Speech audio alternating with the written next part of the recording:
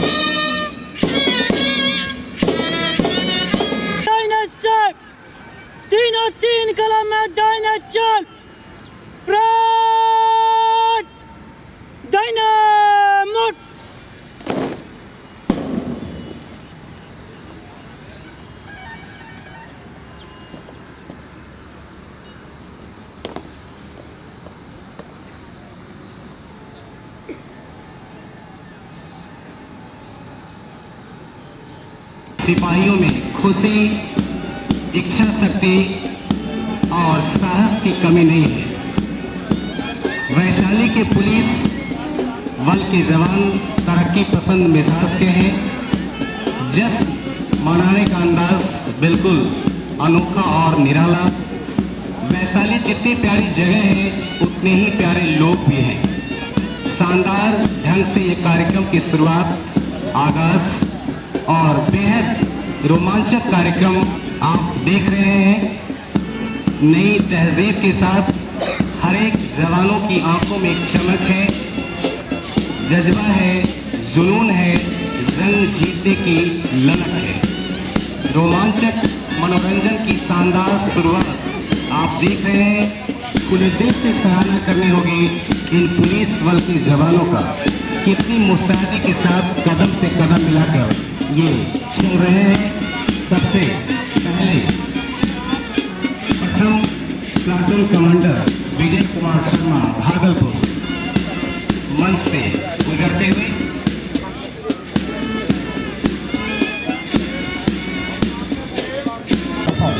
भागलपुर जिला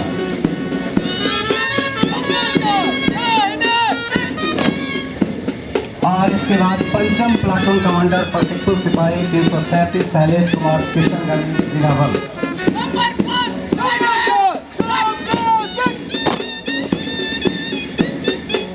और इसके बाद सप्तम प्लाटून कमांडर प्रशिक्षु सिपाही 330 संदीप कुमार किशनगंज जिला बल।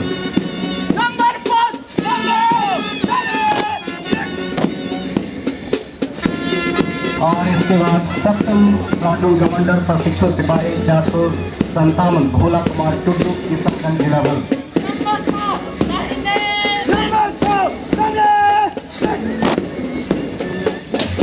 और इसके बाद अष्टम प्लाटून कमांडर प्रशिक्षु सिपाही 265 उज्जवल पासवान किशनगंज जिला बल।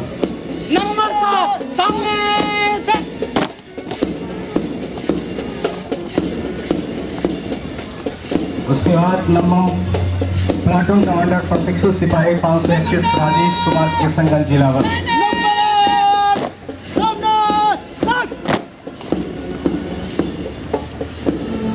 और उसके बाद अंतिम 10वीं प्लाटून कमांडर प्रशिक्षु सिपाही 461 मनीष कुमार सिंह भागलपुर जिला बल।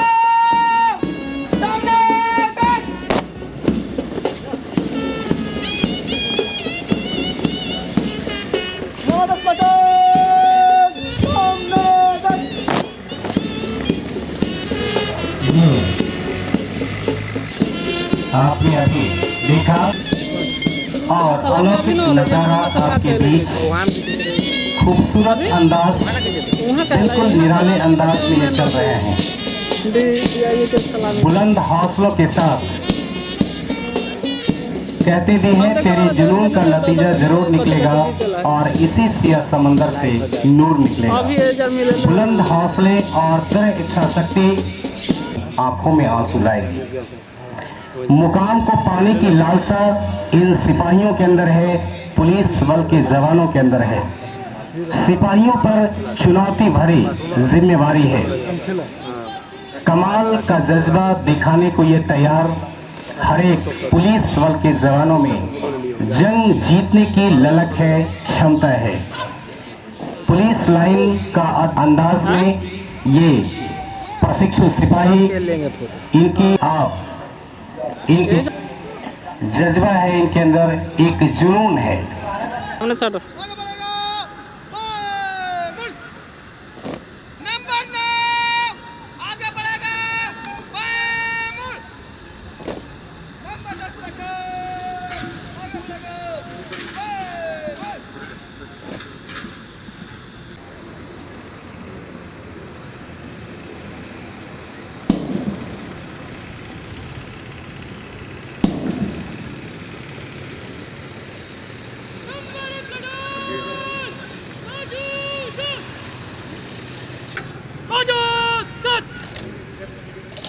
नंबर 5 बाजो सात, नंबर 6 बाजो सात, नंबर 7 बाजो सात, नंबर 8 बाजो सात, नंबर 9 बाजो सात, नंबर 10 बाजो सात, Islam, number 4 Islam, number 5 Islam, number 6 Islam, number 7 Islam, number 8 Islam, number 9 Islam, number 10 Islam.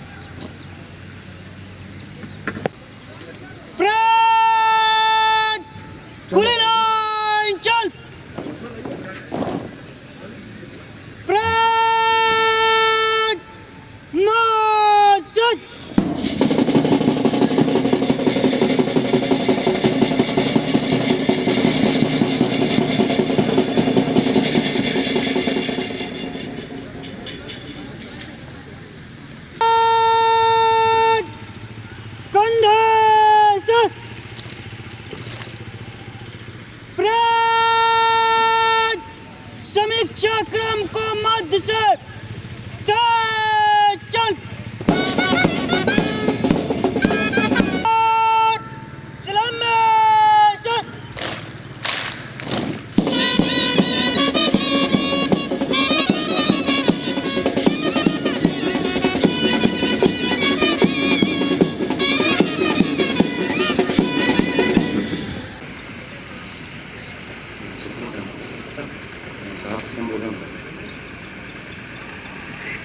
अब इसके बाद माननीय मुख्य अतिथि महोदय का संबोधन होगा और माननीय मुख्य अतिथि महोदय को इस मंच पर आमंत्रित करता हूं संबोधन के लिए।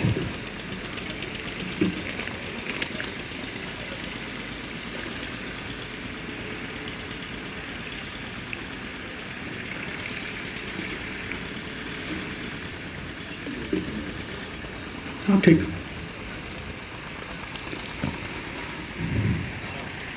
आज के समारोह में उपस्थित अधीक्षक वैशाली, यहाँ पर उपस्थित सभी पुलिस उपाधीक्षकगण, अन्य पदाधिकारीगण, आगंतुक देवियों एवं सज्जनों,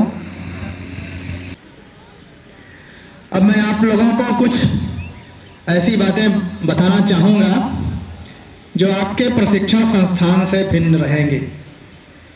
जब हम लोग बहुत सी ऐसी चीज़ें बताते हैं जो सिर्फ आदर्श की होती हैं, वो हमें कभी भी अपने कर्तव्य के दौरान नहीं मिलती, बल्कि बहुत सी स्थितियों में ऐसा प्रतीत होता है नजर आता है। तो आपको इस पारण परेड के बाद अपने कर्तव्य के निष्पादन में, इस कर्तव्य के दौरान विभिन्न प्रकार की स्थिति का सामना करना पड़ेगा। कभी भी कोई आदमी कष्ट में हो या ना हो, पुलिस विभाग को काम करते रहना होता है। हम लोग दिन रात अगर अपने काम, तो उसका दुष्परिणाम अपराध में वृद्धि और अव्यवस्था में होती है, जिसके चलते आम जन को कठिनाई होती है। तो जो भी स्थिति हो उसमें आप सभी लोगों को अपने कर्तव्यों का निर्वहन अच्छे से करना है और एक उत्कृष्ट उदाहरण सामने में प्रस्तुत करना। समय बदल रहा है, जनता जागरूक। सभी लोगों को अपने कर्तव्य निर्वहन के दौरान अपने व्यवहार को संयमित रखना है। आप कभी भी अपनी जो सीमा रेखा है उसका उल्लंघन नहीं करें। ये दृढ़ता अगर ज़रूरत है तो करना चाहिए। आपका जो कर्तव्य है उसके लिए अगर किसी आदमी को, लेकिन आपका व्यवहार विनम्र होना चाहिए। आपके व्यवहार में रूढ़ता नहीं होनी चाहिए, जिससे किसी प्रकार की शिकायत की बात नहीं आ सके। साथ ही कर्तव्य निष्पादन में आपको ईमानदारी बरतना आवश्यक।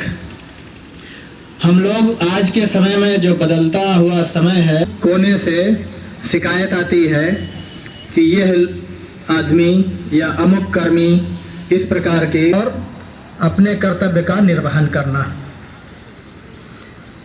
समय के साथ विभिन्न प्रकार की चीज़ों को भी आपको देखना होगा।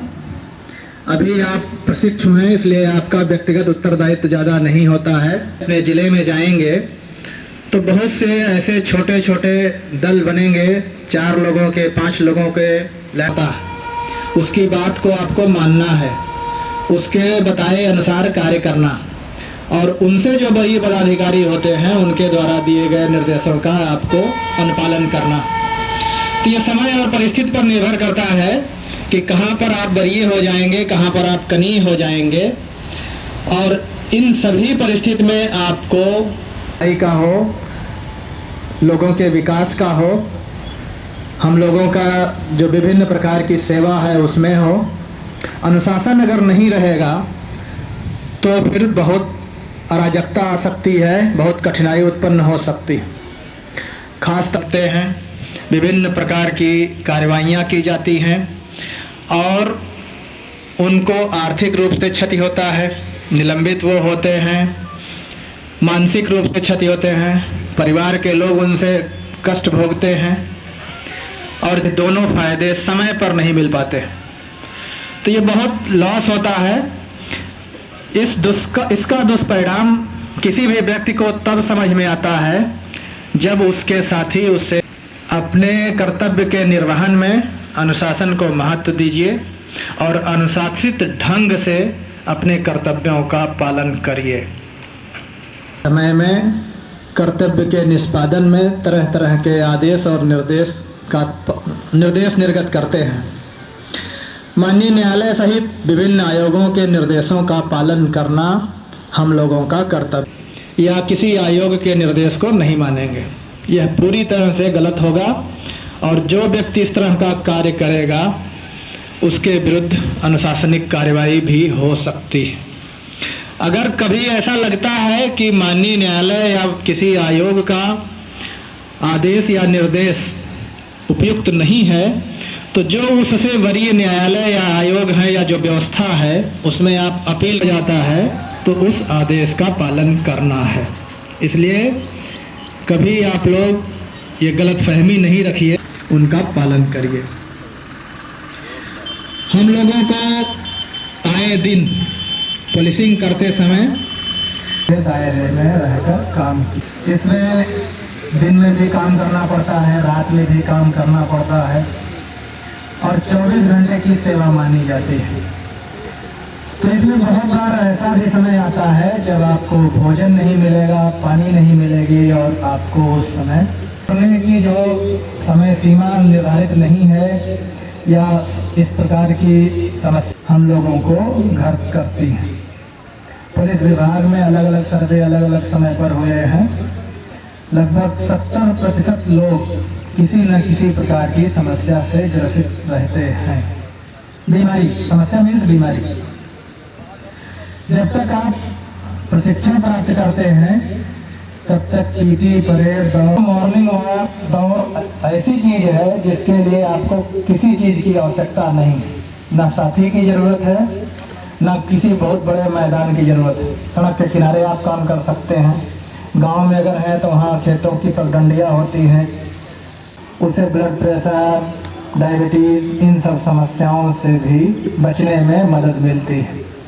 ये चीज़ें हो सकता है कि आज आपके लिए बहुत देर होने से अच्छा यही है कि आप अपने प्रारंभ से ही अपने शरीर की कमी आती है।